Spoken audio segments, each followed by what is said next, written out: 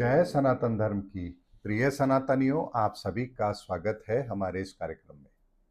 सनातनियों, आपने सप्तऋषि मंडल के बारे में तो सुना होगा और सप्तऋषि मंडल के बारे में आप लोग जानते भी हैं कि 7 ऋषि हैं। उनके नाम से एक आकाश के अंदर तारा समूह है जिसे सप्तऋषि मंडल के नाम से जाना जाता है।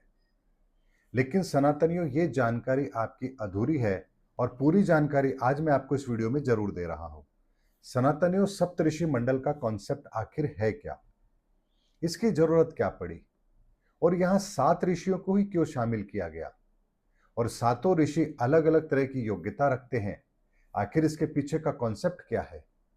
सनातनियों, एक बात को समझिए कि इस संसार के अंदर इस सृष्टि की उत्पत्ति के साथ ही एक ऐसा रहस्य जो संपूर्ण ब्रह्मांड के रहस्य को प्रकट करता है, ये विधा भगवान गणपति के द्वारा इस धरा पर हम लोगों को दी गई। लेकिन बात आती है विधा का होना और विधा का मनुष्यों के लिए सर्वोत्तम प्रयोग होना, ये दो अलग अलग चीजें हैं।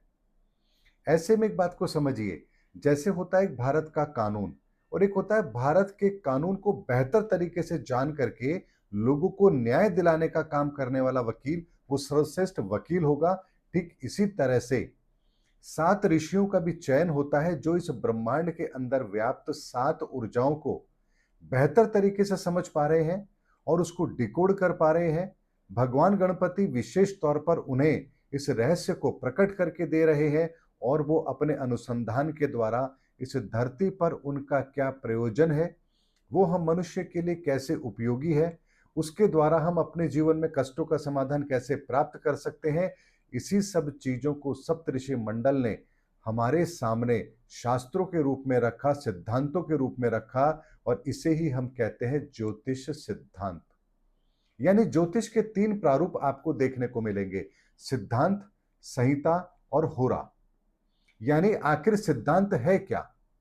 ये पृथ्वी घूम रही है, सूर्य अपनी जगह स्थिर है, कौन सा ग्रह किस ग्रह के चक्कर लगा रहा है या किस परिधि के अंदर घूम रहा है, कौन सा उपग्रह यानी कि उनके तारे, चंद्रमा किस ग्रह के चक्कर लगा रहे हैं। जैसे पृथ्वी के चंद्रमा चक्कर लगाता है, उसी तरह से शनि के भी तारे हैं जो उसका चक्कर लगाते हैं, जिसे आप शनि के चंद्रमा कह सकते हैं। इसी तरह बृहस्पति के भी हैं। ऐसे में इन सारी विधाओं को समझ करके उनका एक सिद्धांत बनाया, जो सिद्धांत इस धरा पर सदैव एप्लीकेबल होगा। और इसीलिए एक एक ग्रह के एक एक सिद्धांत को एक एक ऋषि ने अनुसंधान करके एक सिद्धांत हमें दिया, जिसे हम ज्योतिष का सिद्धांत कहते हैं। और यहीं से ज्योतिष का सिद्धांत इस धरती पर एप्लीकेबल होना शुरू भी हुआ है। लेकिन सनातनी, एक बात को समझिए, सप्तऋषि मंडल के द्वारा किया गया कार्य इतना छोटा नहीं है जिसे हम हल्के में ले लें। ऐसे में सनातनियों, युगों युगों तक इस धरती पर क्या होने वाला है, किस तरह की प्रकृति परिवर्तन आने वाले समय में करेगी, इन सब पर गहन अनुसंधान करके ही सप्तऋषि मंडल ने एक एक ऊर्जा पर एक एक नियम बनाकर हमारे सामने रखा और जिसे हम सिद्धांत कहते हैं। यानी ये सिद्धांत ना कभी बदले हैं और ना कभी बदलेंगे। इसीलिए ज्योतिष का प्रथम खंड जो कहलाता है वो सिद्धांत कहलाता है और इस सिद्धांत को जिन्होंने प्रतिपादित किया वो सप्तऋषि मंडल हैं और सप्तऋषि मंडल को जिन्होंने ये ज्ञान दिया वो भगवान गणपति हैं, क्योंकि समस्त ऊर्जाओं को डिकोड करने का काम भगवान गणपति ने ही किया है। ऐसे में सनातनियों, क्या आप ये बात समझ पा रहे थे आज से पहले कि सप्तऋषि मंडल के द्वारा दिया गया ये इतना महान ज्ञान आज भी हमारे बीच में सिद्धांत के रूप में उपलब्ध है, लेकिन हमें पता ही नहीं कि आखिर ये सिद्धांत दिए किसने। वेदों के बारे में हमें पता है कि वेद वेद व्यास ने लिखे, लेकिन हमें यह पता ही नहीं है कि वेद व्यास आखिर कहते किसे हैं।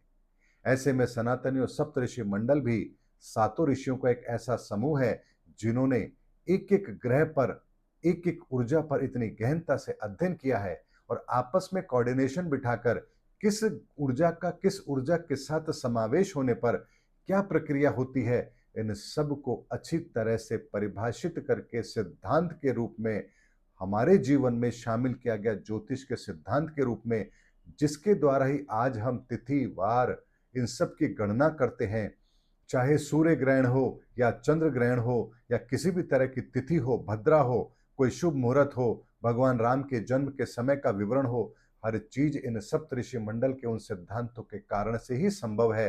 तभी हम आने वाले भविष्य की गणनाओं को समय रहते उससे बहुत पहले कर लेते हैं। और तभी आप देखिए किस साल दीपावली कब होगी, उसका मुहूर्त क्या होगा, ग्रहण कब होगा, कितने बजे होगा, कहाँ दिखेगा, कितने से कितने समय के बीच में होगा। ये सारी बातें आपको साल आरंभ होने से पहले ही पंचांग के रूप में आप लोगों के सामने रख दी जाती है। ये सप्तऋषि मंडल के द्वारा दिया गया वो महानतम ज्ञान है जिसका फायदा हम आज तक उठा रहे हैं और अनंत काल तक उठाते रहेंगे। इसीलिए सनातनियों, धर्म युग के अंदर जिन जिन ने भी जो जो उपयोगिता हमारे लिए उपलब्ध कराई है, उन सब का सही चित्रण हमारे सामने होना चाहिए। तभी हम हमारे इतिहास को बेहतर तरीके से समझ पाएंगे और उस इतिहास को लिखने वाले, उस इतिहास के जो वीर हैं, उनको हम सही दर्जा दे पाएंगे। ऐसे में सप्तऋषि मंडल के लिए हम यही कहेंगे कि धन्य है वो 7 ऋषि जिन्होंने इस ब्रह्मांड की उस समस्त ऊर्जाओं के उस कोड को डिकोड जो भगवान गणपति ने किया, उन्हें सरलतम तरीके से सिद्धांत के रूप में हमारे सामने रखा और जिसका फायदा हम आज तक उठा रहे हैं। इसीलिए जब कभी भी ज्योतिष के सिद्धांतों की बात होगी तो सप्तऋषि मंडल का स्थान सर्वप्रथम पहले नंबर पर रहेगा, क्योंकि ये उन्हीं के द्वारा इस संसार को दिया गया ज्ञान है। उम्मीद करता हूं सनातनियों, सप्तऋषि मंडल के संदर्भ में आपको जो मैंने इंफॉर्मेशन दी है वो आपके बेहतर तरीके से काम भी आएगी, क्योंकि जिस चीज के जनक जो हैं उन्हें उस बात का पूरा श्रेय मिलना भी चाहिए। और यही गलती कणाद ऋषि ने की थी कि भगवान गणपति के ज्ञान को स्वयं का ज्ञान बताकर इस संसार में रखा, और जिसके कारण से ही इतना बड़ा विनाश इस संसार में हो रहा है। अन्यथा अगर ये ज्ञान भगवान गणपति के नाम से ही दिया जाता तो आज हम गणपति को उसी दृष्टिकोण से उनको अपने जीवन में स्वीकार करते और कभी भी हमारा मृत्युबम होता ही नहीं। ऐसे में अपने आप को मति भ्रम से बचाने के लिए भगवान गणपति की शरणागति होकर इस संसार के समस्त सत्य को उसी रूप में जाने पहचाने, यही हमारा एकमात्र लक्ष्य होना भी चाहिए।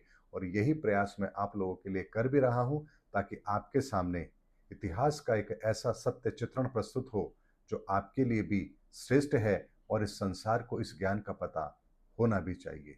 उम्मीद करता हूं सनातनियों, मेरा वीडियो आपको जरूर अच्छा लगा होगा। अगले वीडियो में आपसे फिर भेंट होगी, तब तक हमारे चैनल पर बने रहिए। जय सनातन धर्म की, जय धर्म युग की, जय सनातन विश्व।